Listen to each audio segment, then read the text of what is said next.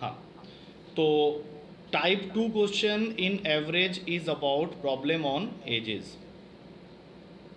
Interesting सा part है, मेरे ख्याल से बहुत जल्दी समझ में भी आ जाएगा एज के क्वेश्चन किस तरह से होते हैं। तो एक एक करके हम लोग क्वेश्चन देखेंगे, उसी के टाइप्स है, एक ही पार्टिकुलर कैटेगरी में भी रहेंगे एज के ऊपर में क्वेश्चन, और उसी को करते रहेंगे, ठीक है। तो let start with the first question. इसमें क्वेश्चन ढूंढना पड़ता है कई बार ना, तो उसी में थोड़ा सा खींच पड़ता है। लिखो, फर्स्ट क्वेश्चन आ रहा है तुम्हारे पास में, हस्बैंड एंड वाइफ है, उनका एवरेज एज दिया हुआ है at the time of their marriage. Question है average age of a husband and wife at the time of their marriage, at the time of marriage. Husband और wife का average age is given to you as 23। ये लेकिन कब का है? At the time of their marriage. उसके बाद question कह रहा है कि after 5 years, after 5 year they have a 1 year old child, they have a 1 year old child after 5 years के बाद। तो अब तुमको बताना है find the average age of the family, find the average age of the family. Question को अच्छे से देख लो। At the time of the marriage husband and wife का जो एवरेज एज था वो 23 था। After 5 years they have a 1 year old child, और तुमको अभी प्रेजेंट में average age of the family बताना।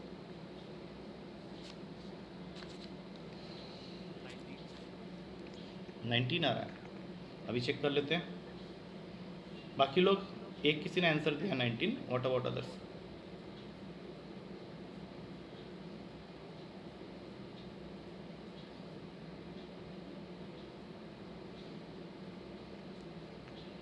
यस, एक दो बच्चे और आंसर 19 ही है। चलो बहुत बढ़िया, पहला क्वेश्चन निकल गया।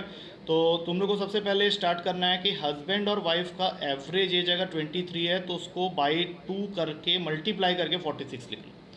ये 46 क्या दिखा रहा है कि eight the time of their marriage उनके एज का जो सम है वो 46 का है, क्योंकि एवरेज का मतलब होता है हस्बैंड प्लस वाइफ अपॉन 2, और वो वैल्यू तुमको 23 दिया था, तो हमने क्या किया, वहाँ से उसका सम निकाल लिया जो कि आ गया 46।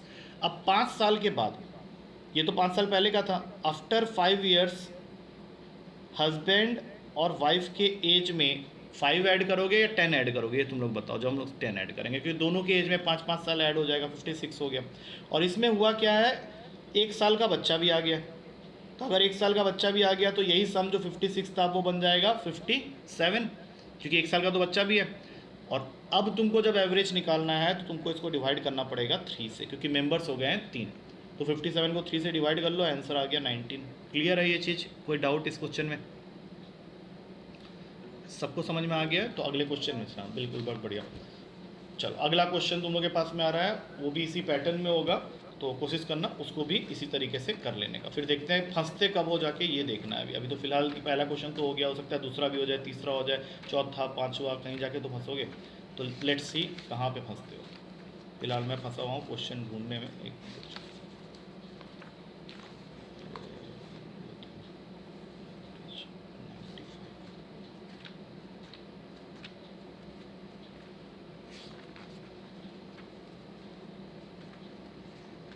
लिखो, नेक्स्ट क्वेश्चन आ रहा है, सेकंड क्वेश्चन होगा ये। इसमें तुमको दिया हुआ है average age of husband, wife and children 3 years ago। 3 years ago average age of husband, wife and children is 20, is नहीं, was 27 year। और 5 years ago average age of wife and child is 20 year। तुम यहाँ से plus का sign हटा दो। Question में दो डेटा गिवन है, पहला 3 साल पहले average age of husband, wife और चाइल्ड जो है वो 27 ईयर है, और 5 साल पहले 5 years अगो वाइफ और चाइल्ड का जो एवरेज एज है वो 20 ईयर। अब इन दोनों डेटा से तुमको फाइंड करना है present age of husband. Find the present age of husband. Present age of husband क्या होगा?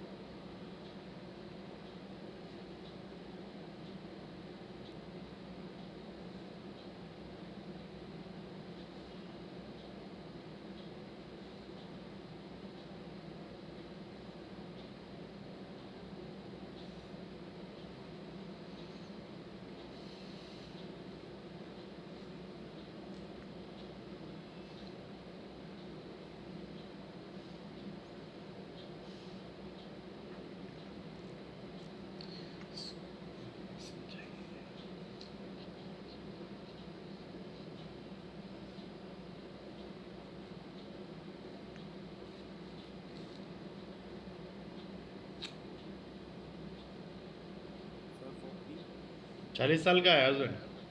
41 क्या बोल रहे हो? 41 कौन बोल गया धीरे से? एक चीज़ बोलो, 40 ही है ना। चलो देखो अभी, सबसे पहले क्वेश्चन को 3 साल पहले ले जाते हैं। 3 साल पहले हस्बैंड वाइफ चिल्ड्रन, ये हो जाएगा तुम्हारा 81। लेकिन ये कब का है? 3 साल पहले का। अभी पता चल जाएगा। 60 साल का हस्बैंड रखना चाहते हो? चलो अभी देखो, हस्बैंड वाइफ और चिल्ड्रन का 3 साल पहले एज का सम हो गया 81। इसमें तो कोई दिक्कत नहीं है। उनको ज़रा प्रेजेंट में ले आओ। तो जब प्रेजेंट में लाओगे तो हर किसी के एज में 3 3 साल ऐड करना पड़ेगा। तो टोटल 9 ऐड हो गया और ये बन गया 90। इसको बना लो इक्वेशन नंबर 1। अब उसमें से वाइफ और चिल्ड्रन का 5 साल पहले वाला एवरेज दिया हुआ है, तो एक बार फिर से हेडिंग डालो 5 ईयर्स अगो। वाइफ और चिल्ड्रन के एज का एवरेज दिया है 20, तो मैं उसको लिखने जा रहा हूँ 40। अब इनको ज़रा प्रेजेंट में लाओ, तो वाइफ प्लस चिल्ड्रन कितना हो जाएगा तुम लोग बताओ? अगर 5 साल पहले 40, कितना हो जाएगा यहाँ पे? 50। अब इसको बना, हाँ 50 हो जाएगा। ये इक्वेशन 2 हो गया। अब इसके बाद मेरे ख्याल से मुझे और कुछ बताने की ज़रूरत नहीं है। प्रेजेंट में हस्बैंड वाइफ और चाइल्ड का एज मिला के 90 है, जिसमें से वाइफ और चाइल्ड 50 साल के हो रहे हैं। तो ऑब्वियस सी बात है कि इन दोनों इक्वेशन से हस्बैंड का जो एज निकल के आएगा वो 40 साल का है। अब बताओ, ये क्वेश्चन क्लियर है अभी सबको? चलो अगले क्वेश्चन में चलते हैं। तीसरा क्वेश्चन तुमको कह रहा है कि एक फैमिली है 6 मेंबर्स का। 6 मेंबर्स का एक फैमिली है जिसका एवरेज एज है 22 ईयर। 6 मेंबर्स की एक फैमिली है जिसका एवरेज एज है 22 ईयर। अब इसमें जो सबसे छोटा है, age of the youngest member, age of the youngest member वो है 7 साल का। और तुम्हारा क्वेश्चन तुमसे कह रहा है कि find the average age of the family at the birth of youngest member. जब ये सबसे छोटा वाला पैदा हुआ था तब का average age of the family कितना होगा? Find the average age of the family at the birth of youngest member.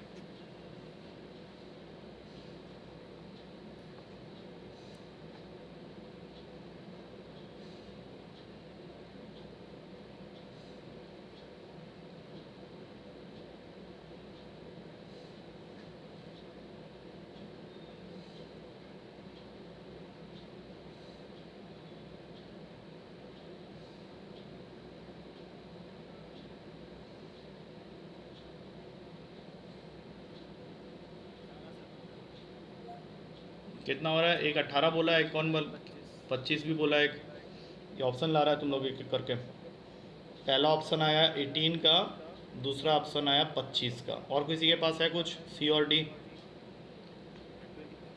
25। चलो 25 और 18 ही है ना, कोई दूसरा आंसर तो नहीं आ रहा किसी का? और अगर आ रहा है तो बता सकता है। दीपांशु का कितना आया?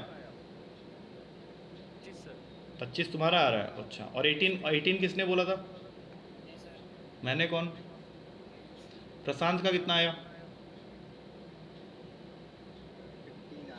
तुम्हारा 15 आ रहा है। चलो पूजा 15 2 बार आ गया। विनय क्या कर रहा है? देखो खाली स्पेशल रोल प्ले करने आया क्या? वो कहाँ गायब हो गया? देखो विनय, विनय गायब है। ऋषभ, चलो कोई बात नहीं, छोड़ दो अभी, ठीक है। अब देखो ध्यान से, सबसे पहली चीज़ 6 मेंबर्स का एवरेज अगर 22 बता रहा है तो सबसे पहले तो मैं 132 लिख दूंगा, और इसमें किसी को डाउट होगा भी नहीं, क्योंकि हमने क्या है कि इन 6 मेंबर्स के एज का सम निकाल लिया है, जिसको निकालने के लिए मैंने सिर्फ किया है 22 इंटू 6। अब सबसे छोटा मेंबर जो है वो 7 साल का है, तो हम लोग को सबको 7 साल पहले जाने की ज़रूरत है, क्योंकि उसने क्वेश्चन में बोला है कि find the average age of the family at the birth of youngest member. तो अगर मैं 6 के 6 मेंबर्स के एज में से 7 साल कम कर दूं तो टोटल डिडक्शन कितना हुआ 132 में? ये बताओ। 42। तो ये हो गया 90। लेकिन जब ये 90 हुआ तब तुम जब इसको एवरेज निकालने जाएगा तो वहाँ पे तुम्हारा जो सबसे यंगेस्ट मेंबर है वो पैदा हुआ होगा, तो उसको एज ए मेंबर हम लोग काउंट नहीं कर सकेंगे। वहाँ पे तुमको एज ए मेंबर इस यंगेस्ट मेंबर को काउंट नहीं करना है। दैट मीन्स एवरेज निकालते समय तुमको डिवाइड करना पड़ेगा 5 से, और इस वजह से ये आंसर जो होता है वो 18 ईयर का बन जाता है। मतलब at the birth of the youngest member you don't have to consider the youngest member as a member, तो जो पहले 6 मेंबर थे अब वो सिर्फ 5 हो जाएंगे। 132 तुमको समझ में आ गया, -42 तुमको समझ में आ गया, 90 भी समझ में आ गया, लेकिन जो डिवाइड करने वाली बात थी वो तुम्हें करना था 5 से, ना कि 6 से, क्योंकि eight the birth of the youngest member हम लोग। हाँ, ये समझ में आ गया, समझ में आया ये? हाँ, 6 से डिवाइड करो तो 15 आ जाएगा। बाकी 25 जिसने दिया वो थोड़ा सा गलत आंसर है, क्योंकि वो कहीं से भी नहीं आ रहा है, या तो वन। अच्छा चलो छोड़ो, गोली मारो, अगला क्वेश्चन में आ जाओ। 6 बार माइनस करेंगे ना, उस माइनस करते समय 6 बार ही माइनस करना है। चलो, वो तुम एक ही बार माइनस कर दिया था, 132 - 725। सबके एज से नहीं होगा, मतलब खाली बच्चा ही का एज बढ़ रहा था, ये मतलब हो गया। चलो चौथा क्वेश्चन में आओ। अच्छा, चौथा क्वेश्चन तुमको कहता है 10 ईयर्स अगो, 10 ईयर्स अगो, अभी 10 साल पहले चले गए हम लोग। 4 मेंबर्स हैं, उनका average age of a family of 4 members is 24 year. 10 साल पहले का कहानी है, लेकिन ये 10 साल पहले average age of 4 members in a family is 24 year. उसके बाद क्वेश्चन कह रहा है कि 2 चिल्ड्रेन हैविंग बीन बॉर्न, इस बीच क्या हुआ, 2 बच्चे पैदा हो गए, 2 चिल्ड्रेन हैविंग बीन बॉर्न, और इन दोनों के बीच का जो एज डिफरेंस है वो 2 साल का है, with in a age difference of 2 year, यानी 2 साल के गैप में 2 बच्चे पैदा हुए हैं। इससे क्या हुआ कि present average age of the family remains same, present average age of the family remains same. और तुमको बताना है दोनों बच्चों का एज, मतलब जो पहला बच्चा पैदा हुआ उसका एज क्या होगा और जो दूसरा बच्चा पैदा हुआ उसका एज क्या होगा। क्वेश्चन मैं एक बार फिर से रिपीट कर देता हूँ। 10 साल पहले एक फैमिली जो 4 मेंबर की थी उसका एवरेज एज था 24 साल। इस बीच क्या हुआ, 2 साल के गैप में 2 बच्चे पैदा हुए, जिनके बीच का डिफरेंस, एज डिफरेंस जो है वो 2 साल का है, मतलब 2 चिल्ड्रन पैदा हुए हैं जिनका एज डिफरेंस जो है वो 2 साल का है। तो इससे तुम्हारा जो average age of the family है वो अभी भी सेम ही है, मतलब जो पहले 24 था 4 मेंबर के लिए, वो 6 मेंबर के आने से भी 24 ही रहा है। तो तुमको बताना है कि ये फर्स्ट चाइल्ड और सेकंड चाइल्ड का एज कितना कितना होगा अगर उनके बीच का एज डिफरेंस 2 साल का है। तो करो इसको।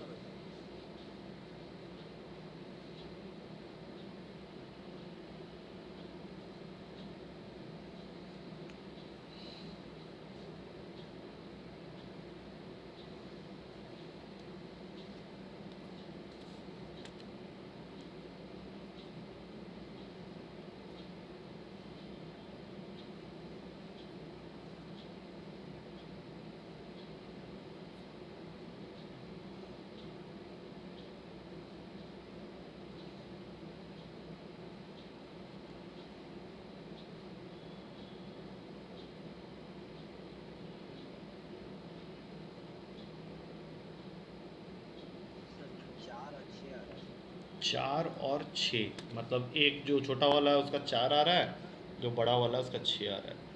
यस, ये तो वेरीफाई तुम ही लोग करेगा, बाकी लोग का क्या आ रहा है बताओ।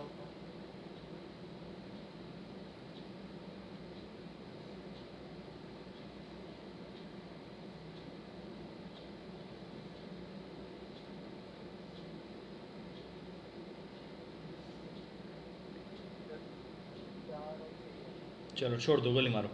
अब मैं एक एक करके क्वेश्चन को कर रहा हूँ, ध्यान से देखो। सबसे पहले 10 ईयर्स अगो चले जाते हैं। 4 मेंबर्स को मैं नाम दे रहा हूँ ABCD, और सीधा यहाँ पे लिख रहा हूँ 96। मेरे ख्याल से ये सबने कर लिया होगा। अब इन सब को प्रेजेंट में लाओ। जब इनको प्रेजेंट में लाओगे तो ABCD का सम कितना हो जाएगा, जल्दी से बताओ। 136। अच्छा, साथ में हुआ क्या है, 2 बच्चे पैदा हुए हैं जिनके बीच का एज डिफरेंस जो है, मान लो E है और F है, इनके आने के वजह से जो तुम्हारा एवरेज है वो चेंज नहीं हुआ है, वो अभी भी 24 है। तो क्या मैं यहाँ पे 144 लिख दूँ तो सबको समझ में आ जाएगा,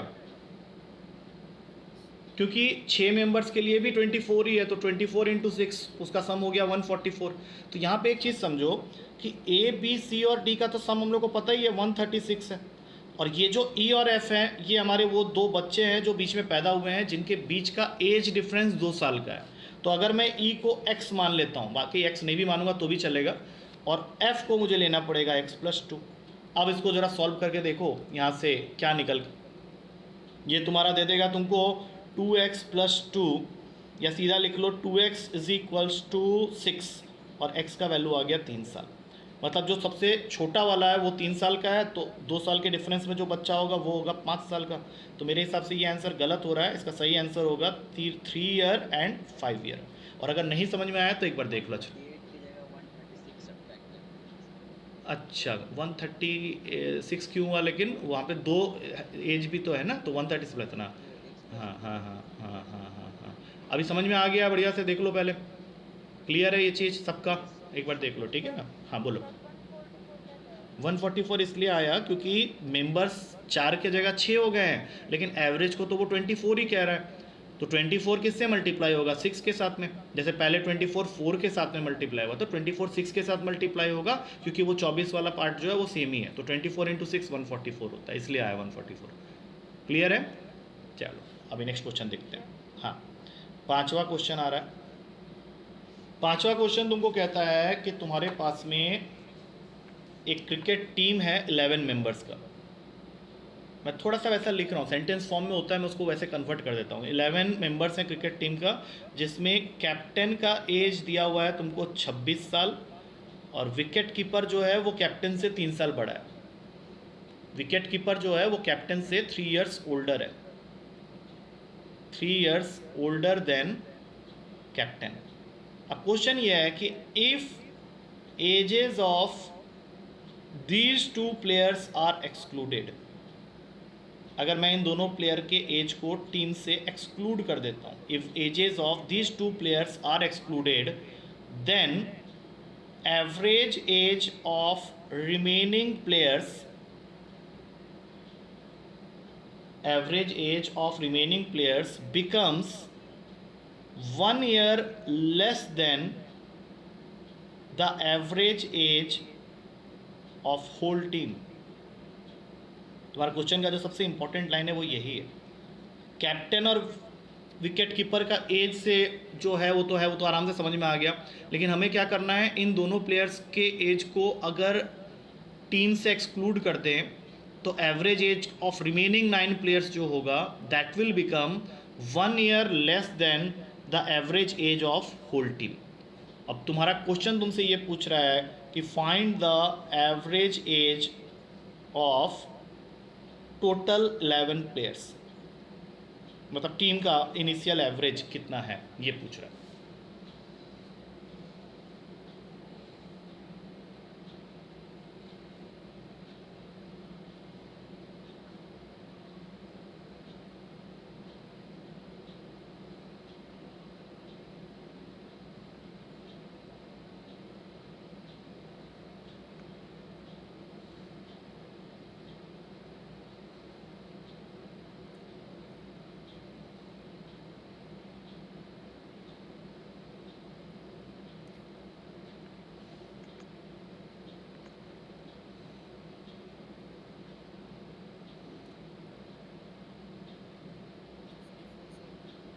फिफ्टी 11 प्लेयर्स के एज का एवरेज नहीं, ये आंसर तो नहीं है अवेलेबल। टाइम ले ले, 1 मिनट और ले ले, 1 मिनट और ले ले, कोई दिक्कत नहीं। 58 कुछ ज़्यादा आ जा रहा है एज, मतलब क्या बूढ़ा बूढ़ा लोग को टीम में रखा है क्या। 11 प्लेयर का एवरेज हो गया 58 ईयर, बताओ रिटायरमेंट का एज में तुम लोग तो लोग उसमें देखो ना, तुम लोग का एज का जो एवरेज ये सब 20s 30s ऐसा कुछ होना चाहिए ना, 30s होना चाहिए, मतलब 40 तक तो आदमी रिटायरमेंट ले लेता है क्रिकेट में। 58 तुम बोल रहा है एवरेज, सोचो।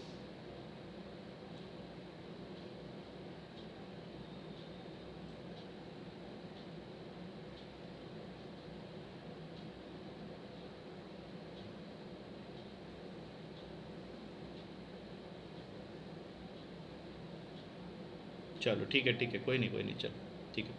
अभी एक इक्वेशन में यहाँ पे लिख रहा हूँ, उसको समझना। इतना तो कंफर्म हो गया तुम लोगों की, कैप्टन की एज 26 साल है और विकेट कीपर की एज होगी 29 ईयर, ये तो तुम लोग क्लियर है। अब मैं क्या करूँगा, जो चीज़ मुझे क्वेश्चन में पूछा गया है that is the average age of the total 11 players, मैं उसको ले लेता हूँ एक्स बार और उसको सीधा मल्टीप्लाई कर देता हूँ 11 से। तो 11 एक्स बार मुझे बता रहा है पूरे 11 प्लेयर्स के एज का सम। अब मैं इसमें से माइनस करूँगा कैप्टन और विकेट कीपर के एज को, क्योंकि हमें उसको हटाना है, तो टोटल माइनस हो गया 55, 26 प्लस 29 इज 55। और अब तुम्हारे जो टोटल नंबर ऑफ प्लेयर्स बच गए वो 9 बच गए।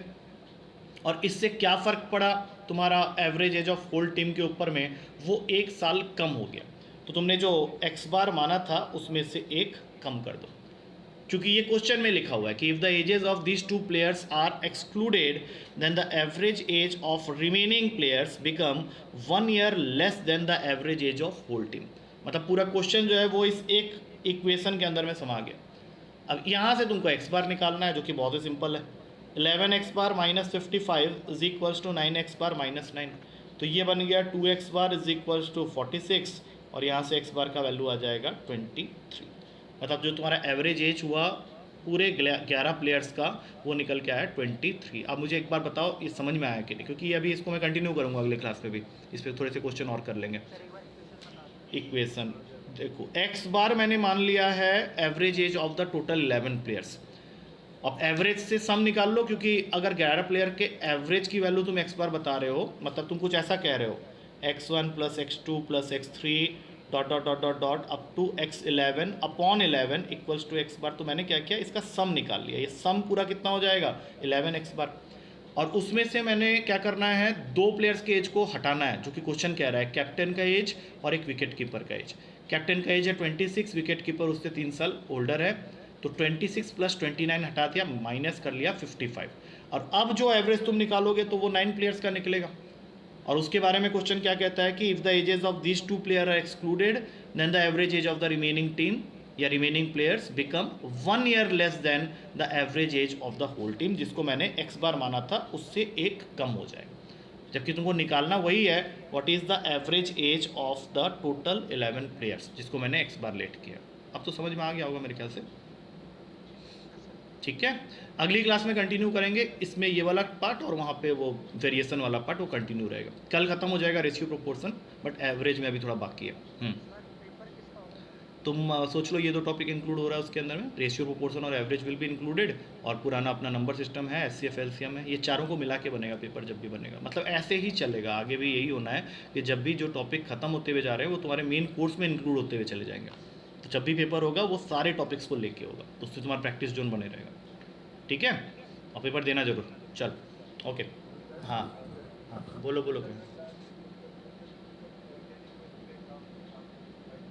किस चीज़ का एग्ज़ाम? ठीक है कोई बात नहीं, ठीक है ठीक है बाद में, लेकिन क्लास देख जरूर लेना, और लेकिन इसको एक हैबिट मत बनाना। ठीक है चलो ओके, ठीक है ओके या good night good night good night या।